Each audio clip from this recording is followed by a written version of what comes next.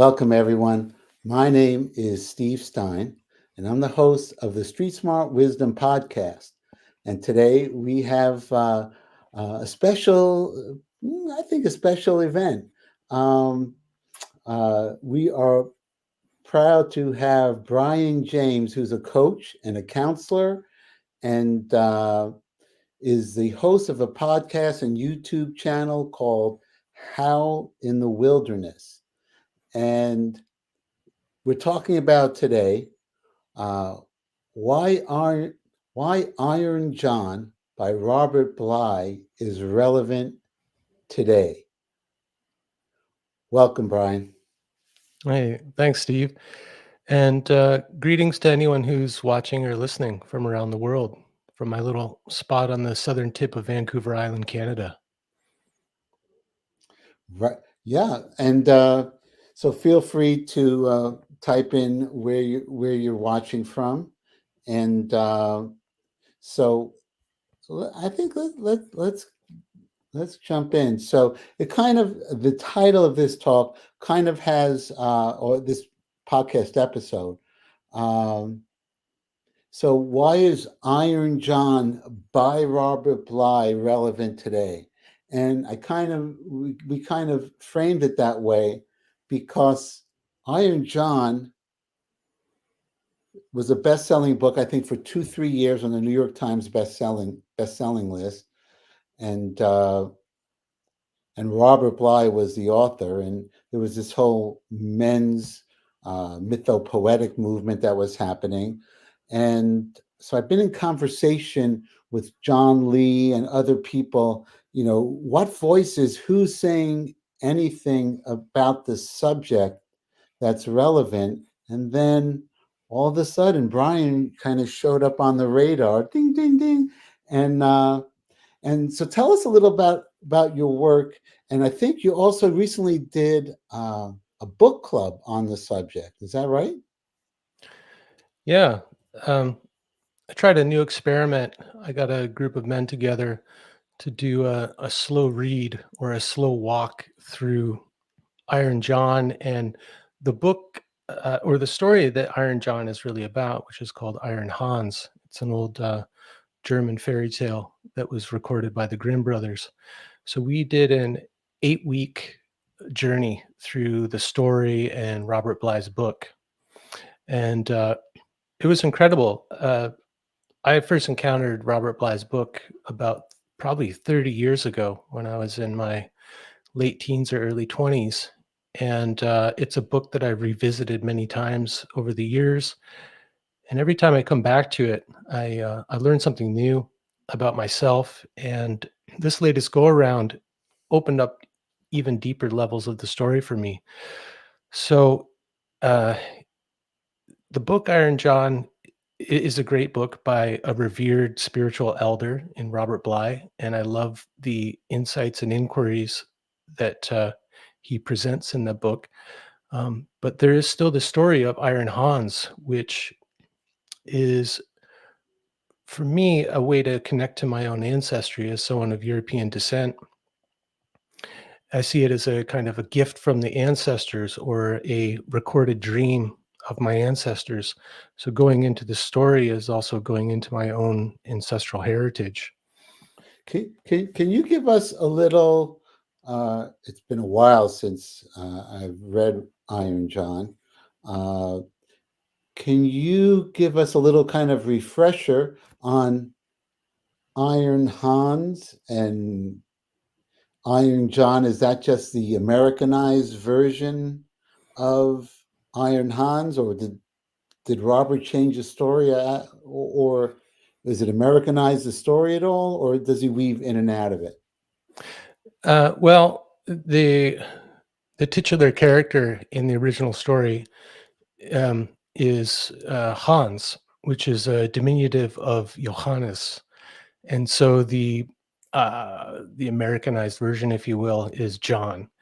But Robert Bly really stuck to that original Grimm brothers telling of the story for his book.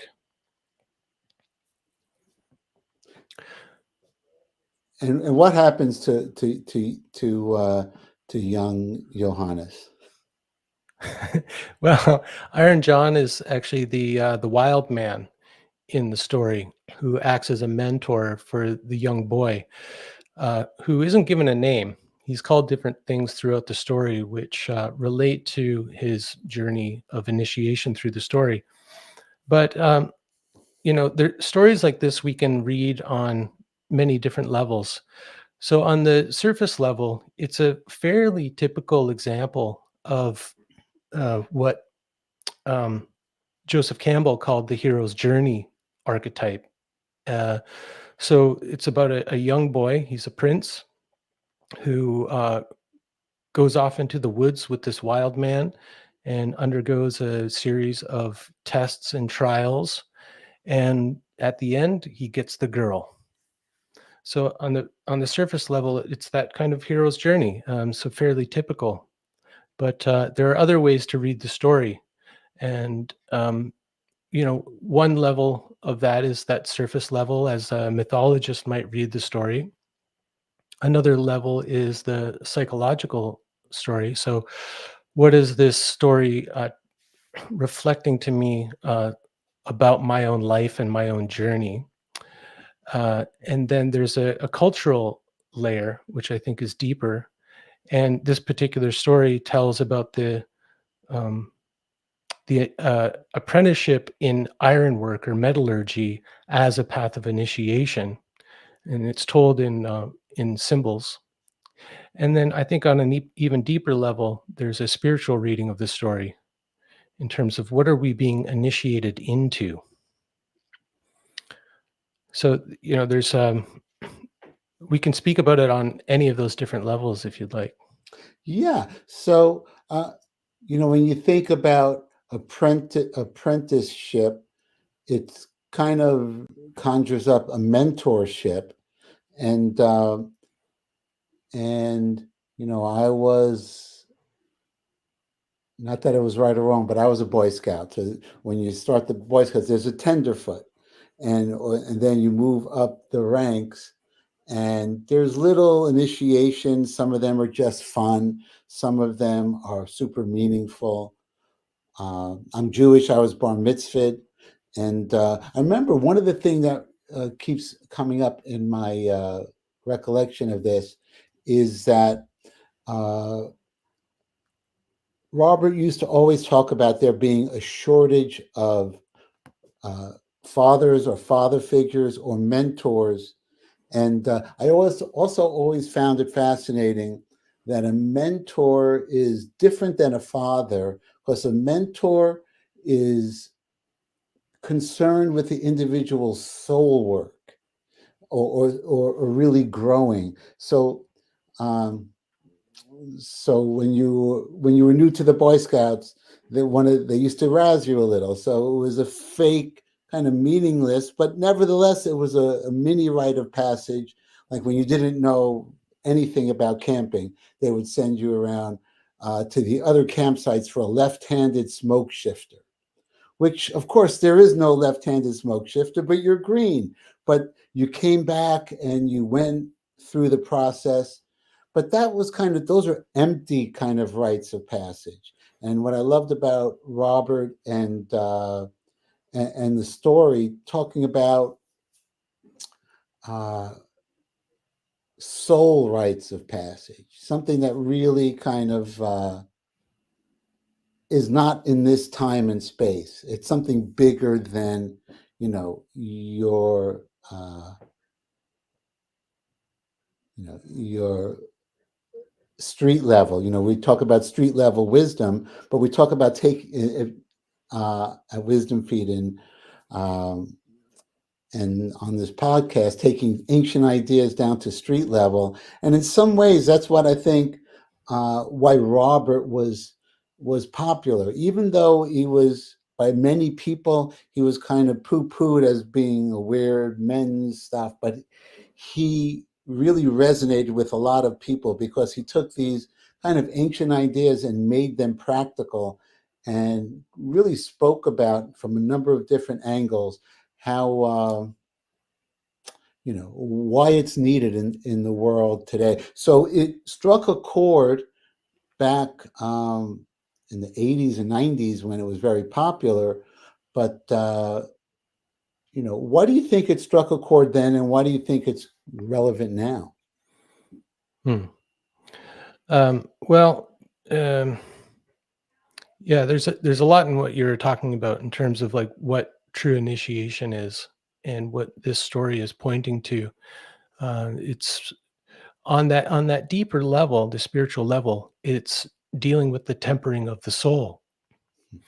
On the cultural level, the the method of initiation is through becoming an iron worker or blacksmith.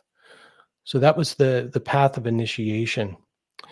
Um, but on the deeper level, it's about the tempering of the soul and transforming a boy into a man. And we lack that. We lack meaningful rites of passage and initiation for the most part.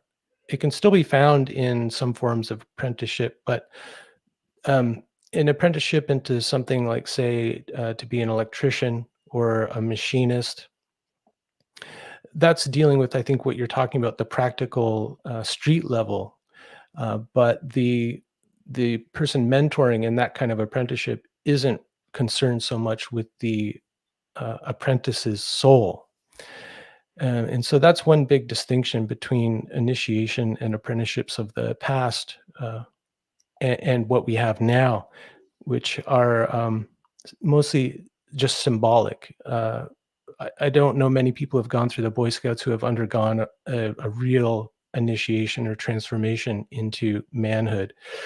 And the Boy Scouts itself was the kind of the language of it and the symbols of it were appropriated from Native American rituals. So um, the story points back to something else that was really important for for my own ancestors, which was working with iron. To become an iron worker was to become a kind of a holy man uh, who had as much power as the chief or the king, because to transform raw iron into a tool or implement, say for cooking or for agriculture or for battle, uh, required someone who was initiated, who understood the importance of that and the power that that person wields. So it was taken very seriously. And so the person who was going to work with iron had to be a true man. So a man who uh, appreciated beauty, understood the right use of power, had his sights set on the larger values of the culture, not just the personal. So it's not about personal development. It's about becoming someone who can be in service to something greater than oneself. And so it was relevant in the 80s when Robert Bly started talking about it because men realized they were lacking this. Men didn't know what it meant to be a real man. Um, they were getting over the hangover of the 1950s and those kind of masculine ideals that were presented to us through the culture. The strong, silent type who wouldn't hesitate to slap a woman if she got out of line, that kind of thing. And that was replaced by what Robert Bly referred to as the soft male of the 1960s. So men getting in touch with their feminine side, with their emotions, learning how to communicate emotions.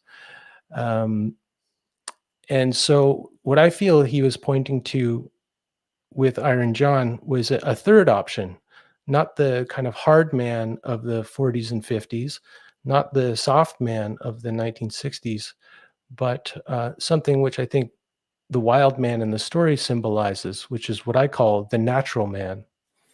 So a man who is at home in himself and in nature and in civilization. So he's in touch with the wild, but he lives in community. So it's not about like this kind of caricature of the men's movement was men running off to the woods to get naked and beat drums. That might have been a part of it, but that was just to get in touch with that side of ourselves which had been suppressed through the culture. Once you're in touch with that, it's about integrating that into the wholeness of your being. So I think of it as being a more full spectrum man, or a well-rounded man, a man who's in touch with all of these different parts of oneself. And so all of the characters in these stories represent those parts or those archetypal potentials. And that's something that I still don't think we've come to the place where that kind of full spectrum man has really been given a place in the culture. So this recent work with the story Iron John was actually inspired by the popularity of the Barbie movie, and Really the way interesting. that, yeah, and this figure of Ken. And it was really one particular image of Ken that struck me. He's a very incredibly well manicured, kind of denatured version of a man. Um, he's literally emasculated, and I don't think that's a healthy image for young men to aspire to. You know, um, and so like the opposite of that is the wild man, who's hairy, um, in full possession of his sexual power, um, in touch with his feminine side in terms of relating to beauty and being of service to the greater whole, things like that. Um, Eh, yeah, I haven't seen the movie yet, but now I could see the connection. And when you think of the wild man, you just think of connected to the earth, connected to nature, connected to connected to your inside. And I remember going through all the Robert Bly stuff back, you know, uh, and he every time that he told a poem, he told he would he would say, "We are leaving our time now, going into a fantasy world, going into something that's mythological, something that's bigger than our kind of mundane lives."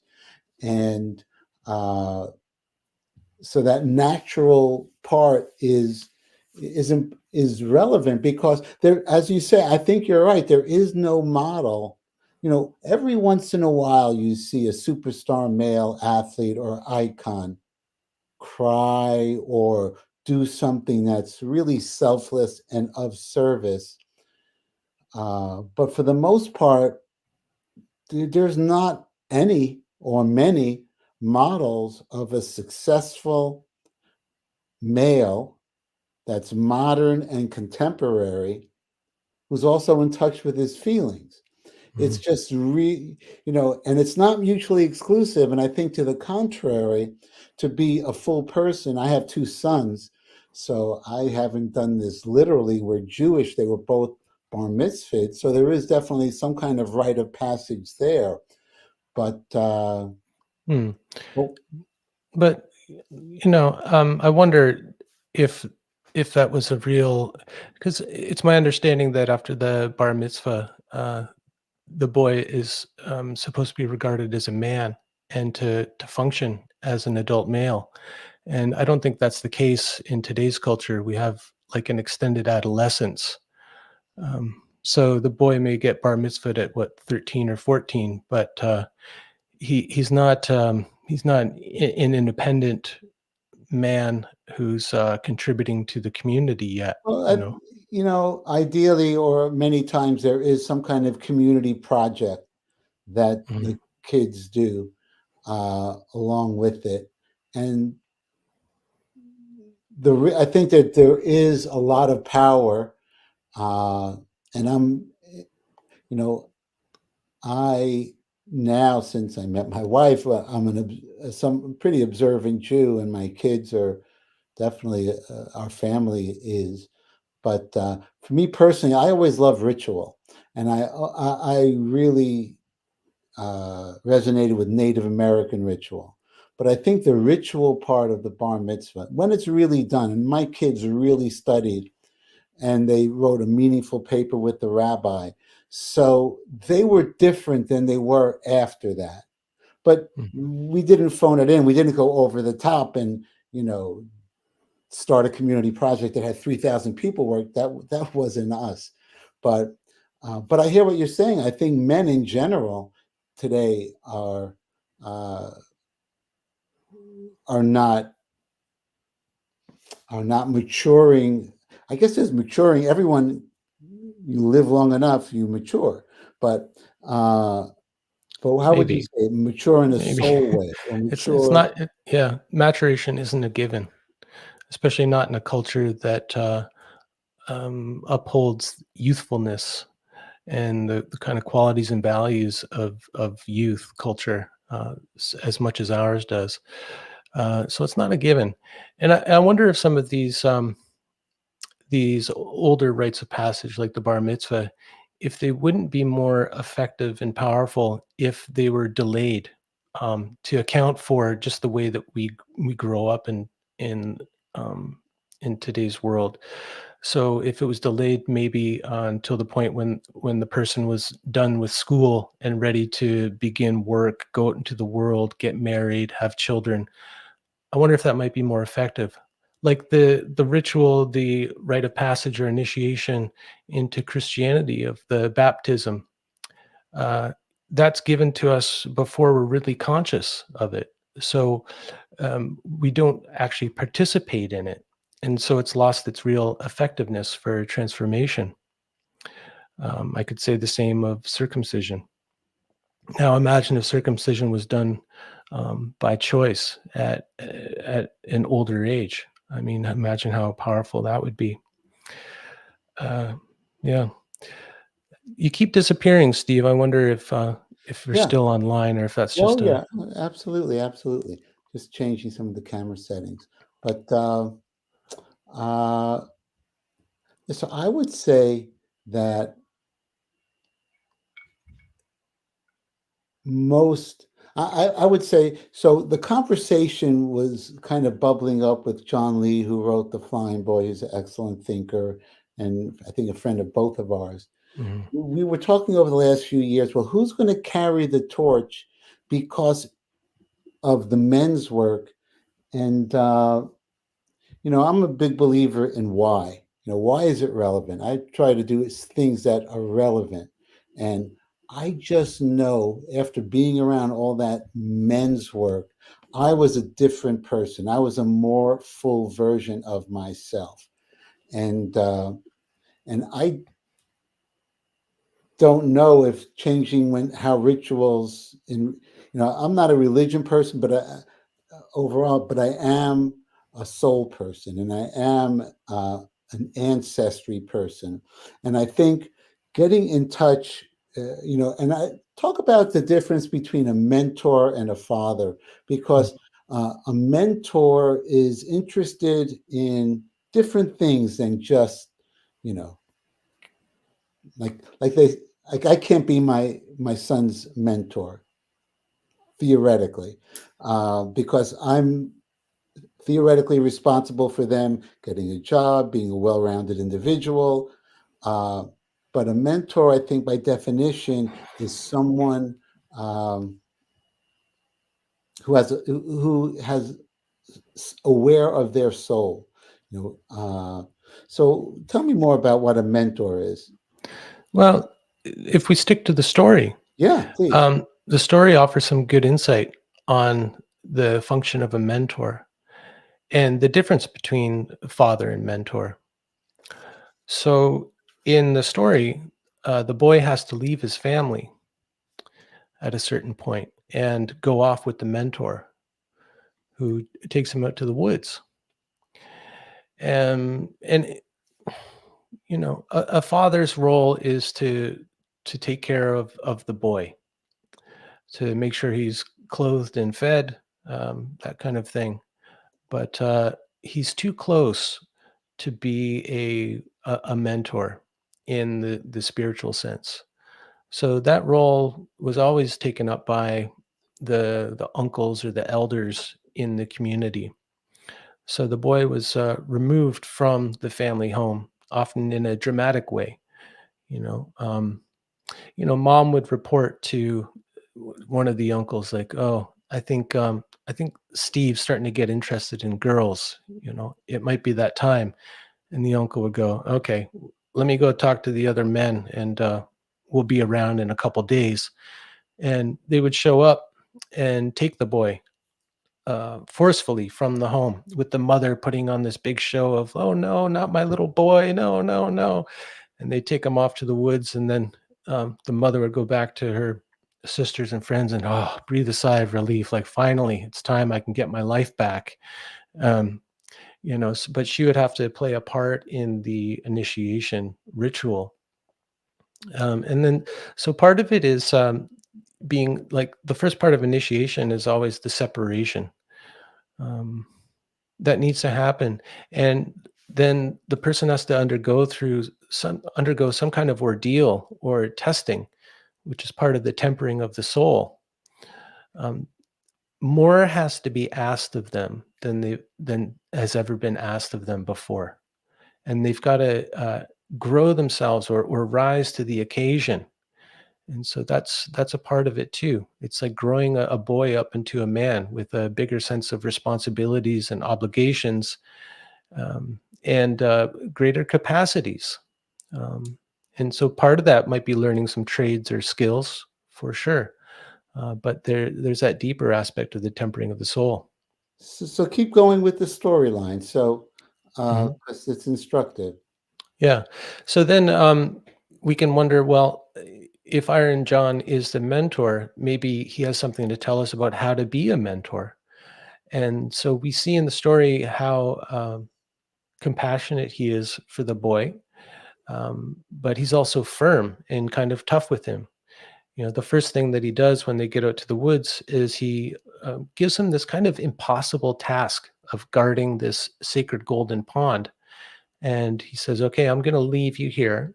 And it's your job to make sure that nothing falls into this pond that will pollute it."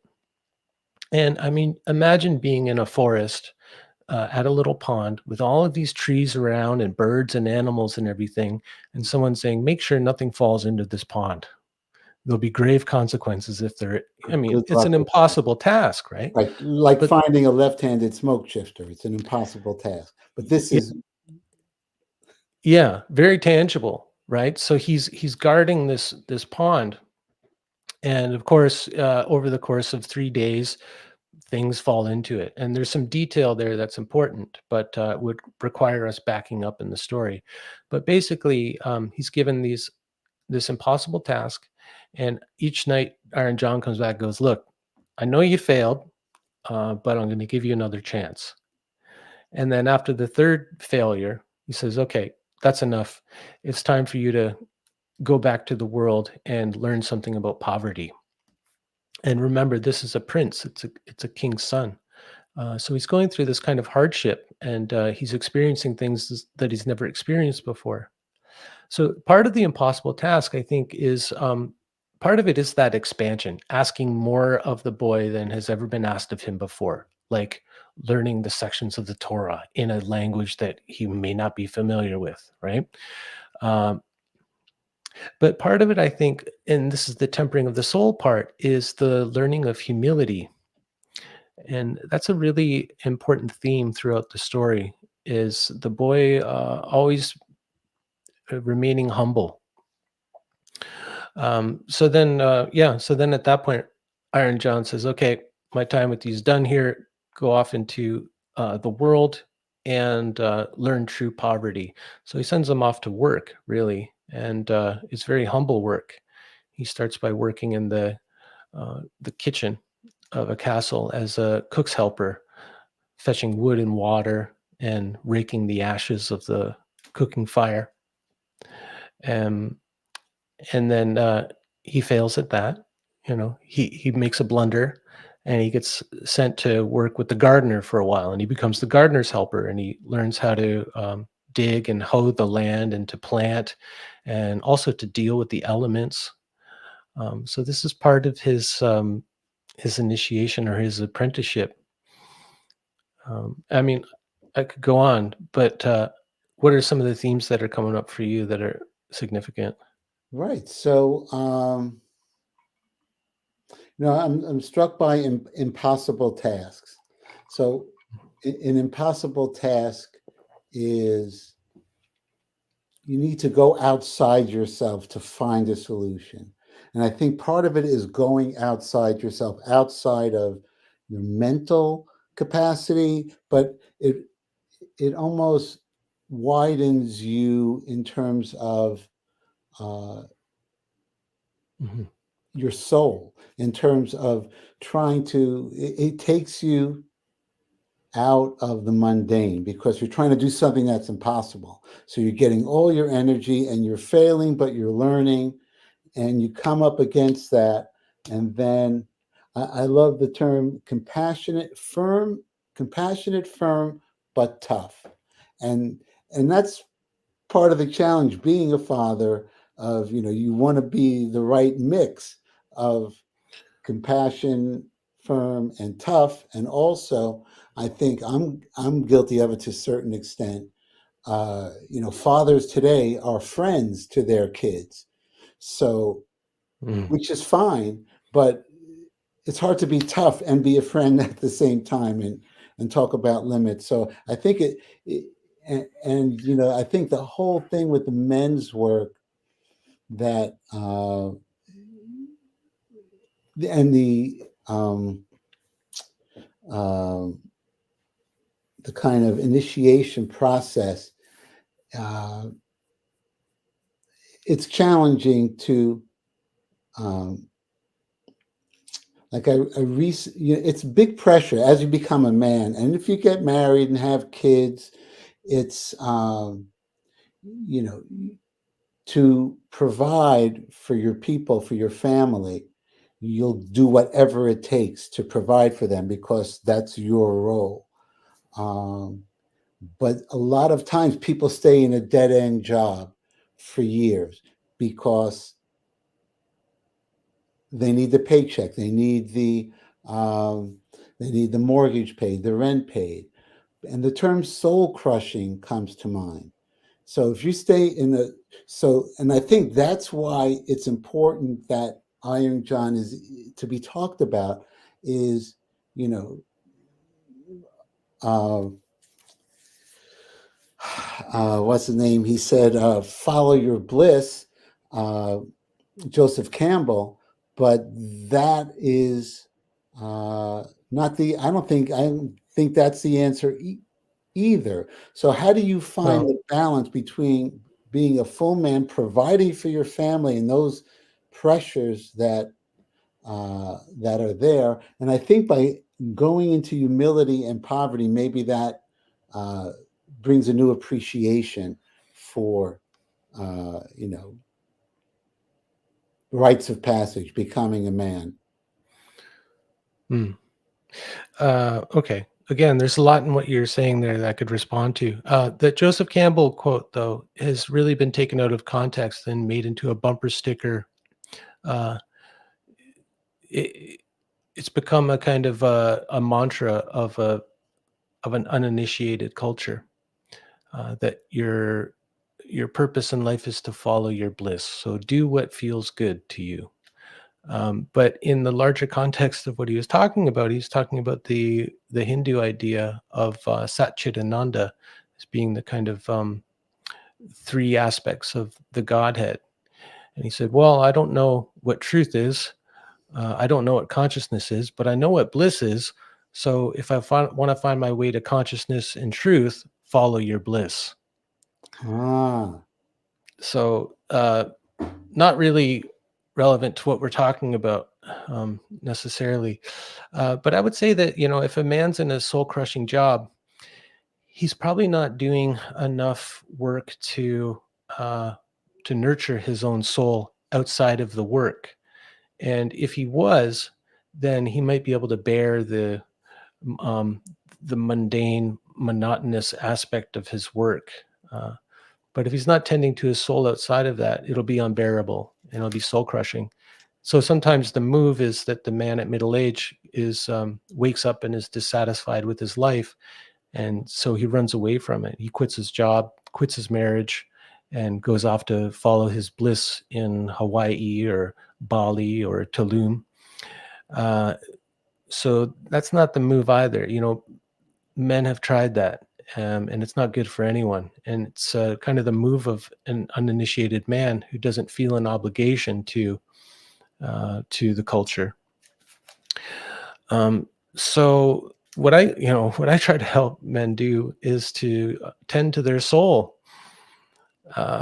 First and foremost, I think that's our own work to do, to take care of our soul's needs and soul's desires. And that tends to sort a lot of the other kind of practical aspects of life out. It makes it all easier to bear. You're able to sacrifice something of your time for a greater good, like keeping a boring dead end job to care for your family, because you've got this larger sense of obligation, not just to yourself and your own personal development and your own happiness. That's been a big problem in our culture. And it's led to, what I encounter a lot is a lot of single mothers trying to raise young boys by themselves. And talk about an impossible task. It just can't be done. And with the kind of the crumbling of the extended family and wider community, a lot of women are really left to themselves to try to raise a young boy into a man, and it is impossible. So where I live, there's a large native culture, and in the native culture, they have it's not just a concept, but a concept of aunties and uncles. Uh, a half generation older men and women in the community who you regard as blood relations, as aunties and uncles. And aunties and uncles are really there to help out the nuclear family unit, uh, with everything, but also with the raising of the young boys and girls. So it's that idea of it taking a village, right? Yeah, I was thinking Um, that. Yep. and I think we could learn a lot from that. Us European settlers on this land, is to learn about that and why that's important. And I think absolutely necessary. We see what happens when boys are raised in isolation, without initiation, without aunties and uncles around. The worst case of it is the school shooter begging for attention. It's something like that African proverb that Michael Mee likes to quote, that if you don't initiate a boy, he's going to return to the village and try to burn it down just to feel the heat. And so part of the initiation is exposing a boy to a kind of heat and intensity. And so they're not seeking intensity through destructive ways, like through drug use or getting involved with violence or gangs or school shooting. Right. And the tending to the soul has to do with tempering the soul also. So in tempering, you're also feeling the heat a little bit. So Not just a little bit, right? So to the point where it almost feels unbearable. That's really important. So, yeah, like I spoke about the different layers of this particular story, and I think of a lot of these old stories. So one of them is what I talked about is the tempering of the soul. But the story Iron Hans is of relating in symbolic terms of the forging of iron. And so there's that analogy of tempering metal and tempering the soul. right, And so if we look at the tempering of iron, which is reflected in some of the symbols of this story, in particular the use of color, from red to white to black, uh, that was how an iron worker uh, would gauge the temperature of the metal, was visually, because they didn't have thermometers then. So a red heat was a kind of a cool fire, if you will, or a cool heat, and white hot was the hottest. And then, of course, anyone who's got an iron skillet or a wrought iron fence in front of their home knows that the tempered metal of iron is black. So we have this movement from the red turn up the heat before it gets to a melting point, so that white hot heat, and then the cooling and solidifying, hardening, tempering of the metal.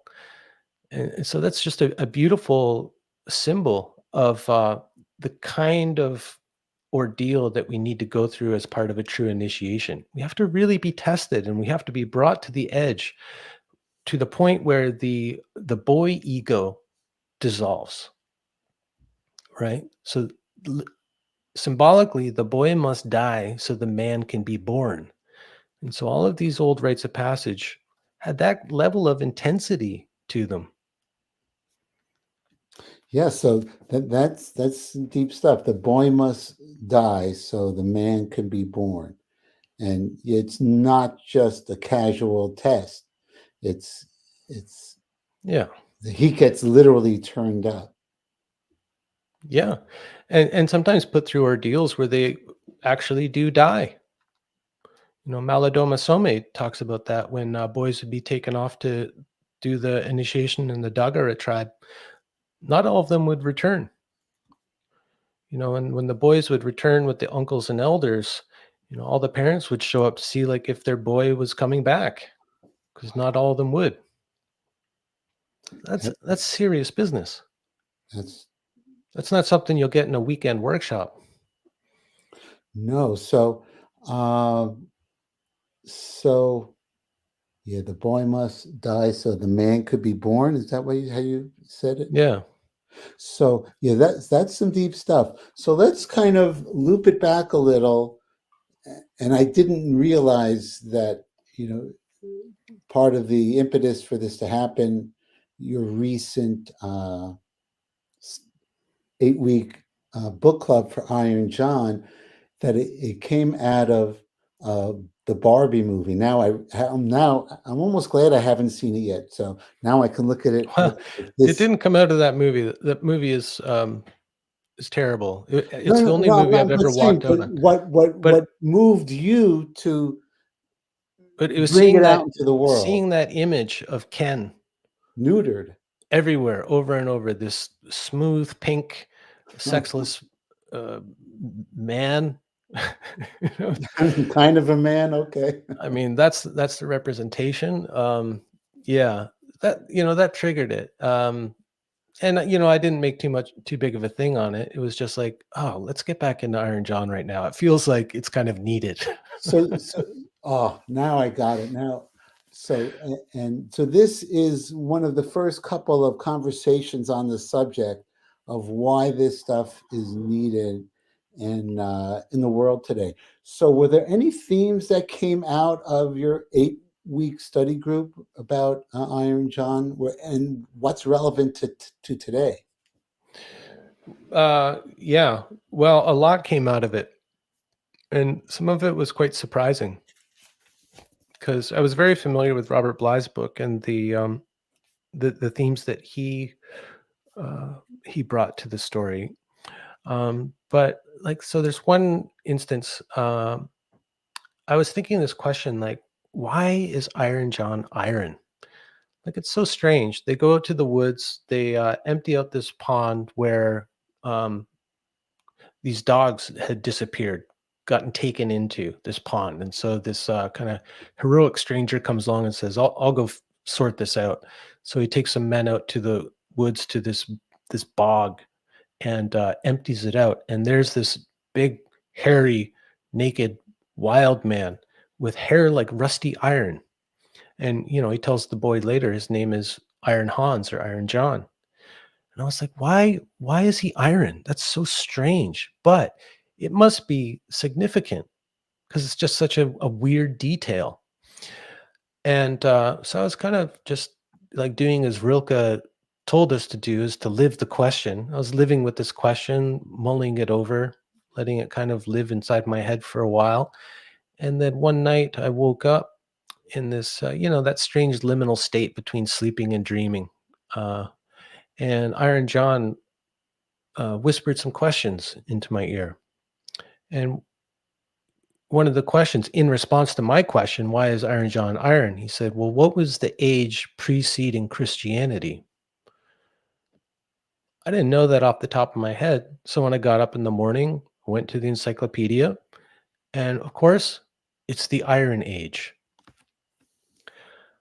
Hmm. So that gave me the insight that I think part of this story is actually a cautionary tale against becoming too civilized, too domesticated. I think it was, in a way, a response to the colonization of Christianity, which disconnected us a lot from these old rites of passage and from a reverence for nature. And so I think, I see it as a kind of messenger from my ancestors encoded in a story saying, be careful. You'll lose more than you know if you become disconnected from nature and from these old ways. And the story kind of illustrates that, because before Iron John is found, this kingdom, you know, so these huntsmen were disappearing in the woods. And the king was like, okay, three of them have disappeared. Enough's enough. The woods are dangerous. They're off limits. And then the kingdom kind of falls into a kind of passive trance for many years, until this stranger comes along and gets the story started by saying, you know what, I'll go in there. I'll figure out what's going on in the woods. But until that time, the kingdom was in like a trance where they weren't doing anything. They were just kind of in this complacent peace. And I think a lot of us now, maybe not now so much, but up until recent times, have been living in a real complacent, trance like state where like things are like good enough, easy enough. And then something comes along to disturb that, and, I think about like maybe the pandemic was trying to disturb that, to wake us up out of that. Hmm. And I think, recent events, escalating in the Ukraine, in Israel, Palestine. I think these kind of events could wake us up, but we've so lost touch with what was lost that it doesn't even occur to us that something was lost. And so I think that's another reason why these old stories are really relevant, is because they remind us of what's been lost in the civilization, the domestication, the colonization of us. Hmm. I Yeah, I lost I think. lost the visual there. Okay, we're back. Okay, yeah, I think you froze for a sec, but the audio kept going the whole time, so I heard everything. So, I think the pandemic was. I think the effects from the pandemic we're not going to know of, for generations. But that's only one life-changing, world-changing thing that's happened in this series, a short span of time. But So, Steve, remember when it began? Like how serious it felt, right? Forget about what became of it, how it was handled, or anything like that. But I remember so distinctly when it really kicked off, how it stopped everybody in their tracks, and it stopped the status quo, and it stopped everything for a mhm. moment. And in that moment, some of us, and I heard it from other people, thought, okay, this is going to be the thing that wakes everybody up to what's really important. And I don't think that happened because people were too eager to get back to quote unquote normal, back to that trance state where it was just like, hey, But I look, think it did break us from a trance. That's a very good point. Like I remember when early on, when the NBA season was canceled, oh and, no. and we're like a basketball family, so we're like this, as they say in Brooklyn, this shit is getting real.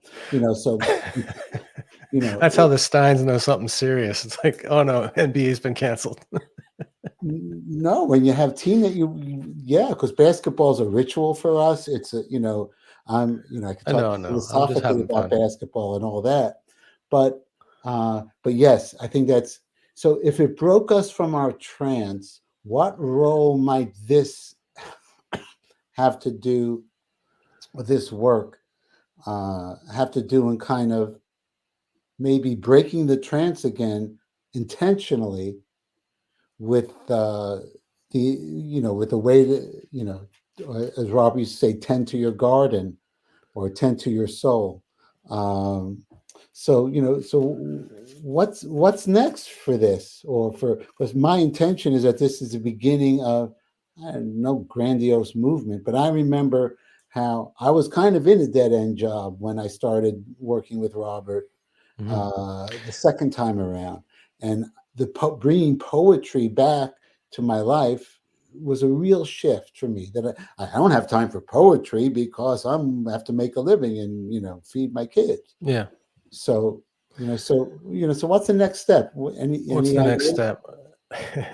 Well, I don't know. It depends on where people are, what that next step is, you know. Um, for that next step is probably different for each of us. Um, but one of the steps to make would be to remember what was lost if you can, or to imagine what was lost. And so these stories hold something of that reality, that that you know Timeless. what Martin Prechtel called the indigenous soul. So that part of us that is innately connected to nature, that innately strives for the holy, strives to be of service to the greatest, um, beyond my own personal life. So I think working with these stories, revisiting them, especially at different times, they'll say different things to us. Like this recent go around with Iron John. We got into what Robert Bly was reflecting on in his book, but so much came up that was just new and fresh and relevant to each of the men participating. So I think keeping these old stories alive, and so I call that practice story tending, goes beyond simply telling the story or simply listening to the story, but to letting it into your psyche and letting it in to work on you. And like Robert Bly said, you've got to take these stories in slowly for them to really sink in and start to transform you on kind of a sub-rational level, you know? Because what we tend to do with stories these days is to look at them and analyze them and translate all the symbols into some psychological concept. This means that. Well, if you do that, the story's dead. You like James Hillman used to say, like a biological specimen, you've pinned it to the wall and you've slapped a label on it. And then the ego thinks, okay, I'm done with that, you know. And so he said that that only serves Captain Ego, but it doesn't serve the soul. So part of what I try to bring to this work is a different kind of approach to tending to these stories. I think that's one way, and so maybe that's one step. You know, No, I like that. Be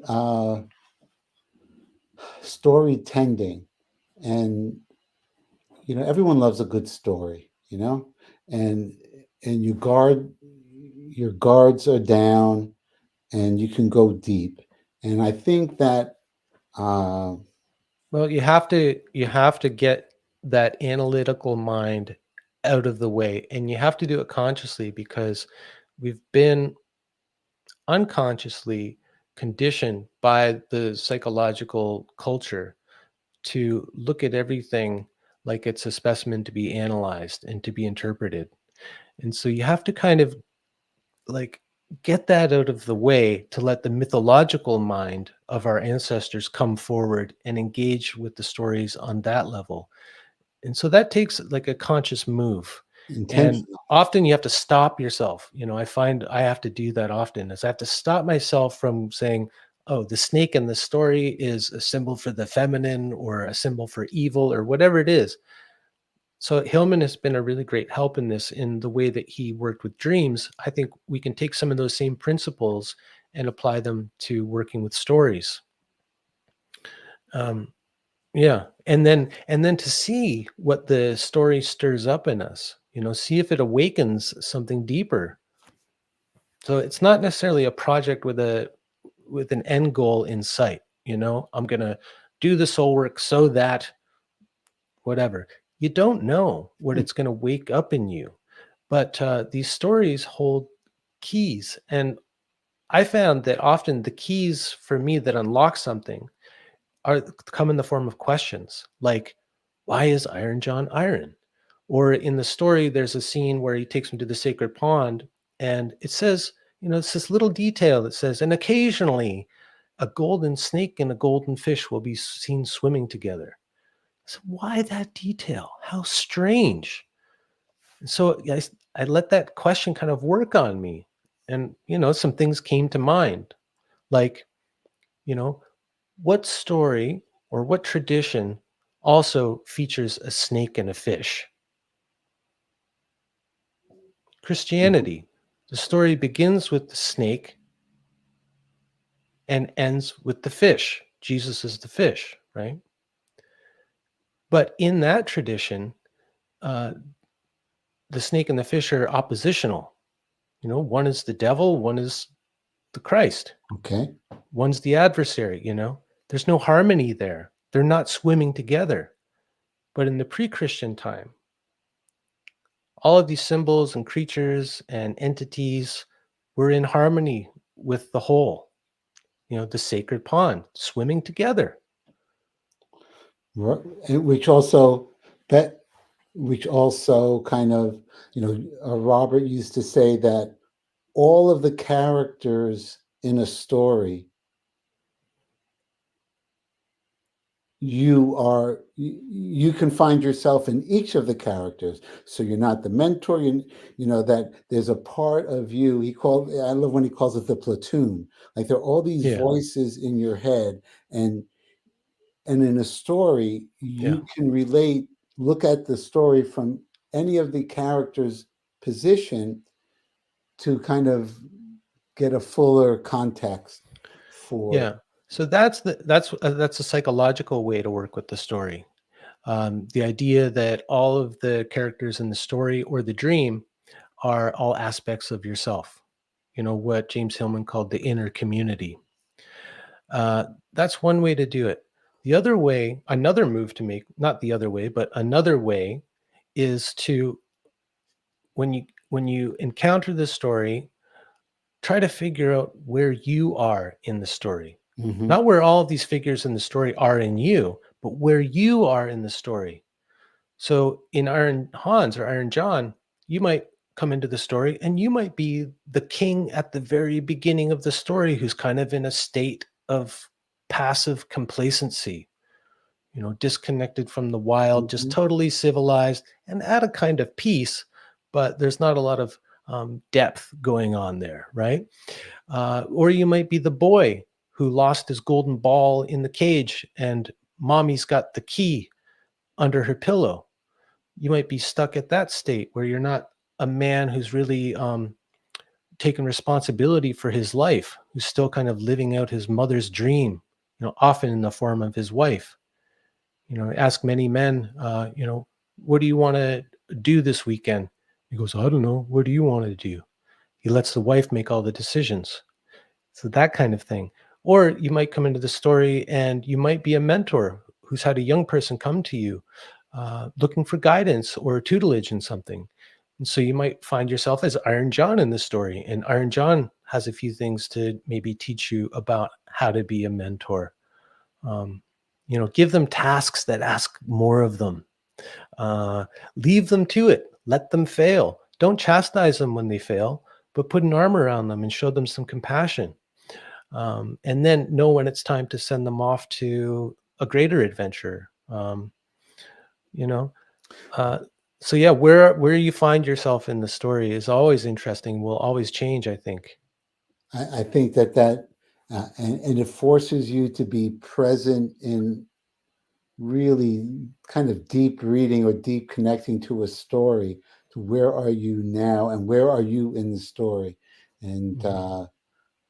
so uh, the And then beginning these of the conversation. stories, I mean, these stories are kind of they're coded instructions for how to live in the world, at least at that time. What was important back then. And so when you find yourself in the story, you can also look to the story for some guidance on some kind of creative moves to make that you might have thought of on your own. It's like a gift of your ancestors. They've preserved these stories and passed them along because they're coated with wisdom. You know. I love that. I love that. Coated with wisdom. Yeah, and we have some storytelling. Oh, who's that? That's my little wildling, Suki. Hi, Suki. Coated with wisdom. And of course, the Street Smart Wisdom podcast is brought to you by Wisdom Feed. And so, Brian, I think towards the end of it, I think that for me personally, uh, story tending and, where are you in the story it speaks to, and that's a hard thing. I always look for a why. I try to be practical, but why would we go deeper into stories is to kind of break the spell of the internet, break the spell of, of the mundane. And Yeah, and the kind of superficial culture. exactly. The stories can take us deeper, but we have to kind of clear out some of the junk that we bring to the story. Some of that cultural conditioning, and individualistic, like Captain Ego. I love that term that Hillman used. We got to like send Captain Ego down to the galleys to do some kitchen work for a while. Captain Ego. I don't know if I ever heard him say that. That's a good one. Yeah. So, how can people find find out more about your work? Go to Brian James, BrianJames.ca. The CA stands for Canada. And you've got links there to my podcast and to the books I've written. So if people are interested in this kind of thing that we're talking about, they could probably find a lot in my podcast. I've spoken to John Lee a number of times, Michael Mead, Martin Shaw. I've did some tribute podcasts about Robert Bly when he passed. So yeah, there's a lot there. I've been busy over the past number of years. It's an incredible, highly curated, in-depth collection of podcasts and wisdom and Thanks. great. So I would like to say, Scott wrote in this conversation about initiating the boy into new stretch goals and learning evolves one. So, and I know he had read Iron John. So, All um, right. so I would like to think that this is maybe the planting of seeds for other things to do in the future. Sure. And I want to thank you for your time. And any last word before we check out? No, I mean, if people have been listening, thanks so much for your time and attention. I do appreciate it. I can't see you, but I can sense maybe there's someone out there who's No, getting a little something from this. But I have to run, and I okay. got to get this dog out. All But right. Yeah, thanks so much, Steve. I appreciate it, all man. right, Brian. Thanks for everything, and we'll see you next time. All right, take care. Bye now. Bye.